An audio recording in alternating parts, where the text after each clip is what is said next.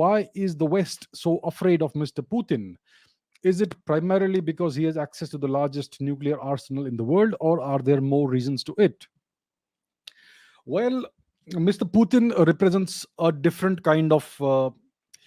He, of course, is a threat to the West. Like you said, he owns the largest nuclear arsenal in the world.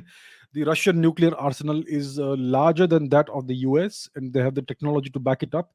They have the delivery systems to back it up. They have ICBMs, they have nuclear submarines, and they have all kinds of other delivery mechanisms. So that is one reason for that. The other thing is that Russia controls a very large land mass across Eurasia. They have access to so many resources. Even if you put sanctions on them, they will be able to remain self-sufficient. They are a very powerful nation, and if they ally with China, then they can set up a separate parallel system, global system. They could try to do that, and that represents a threat to essentially what is American hegemony.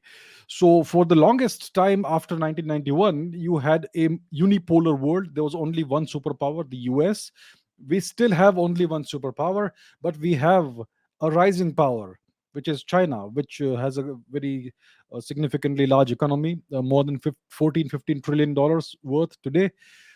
And if they tie up with Russia, then it represents a significant threat to US hegemony over the world. So that's one of the reasons why the Americans see, when we talk about the West, we're talking about the US. Because the major power, the dominant power, the hegemonic power in the West is nothing but the US. Even in Europe, the dominant power is the US, in Western Europe.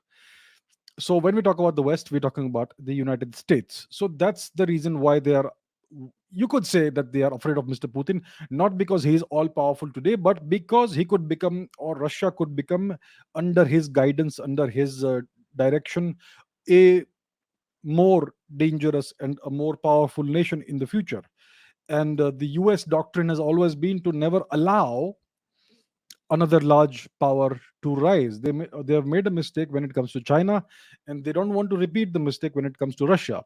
So even when Mr. Putin 20 or so years ago, when he expressed a desire to join NATO, so he was rebuffed, and they did not allow Russia to join NATO, which would have brought Russia into the US orbit.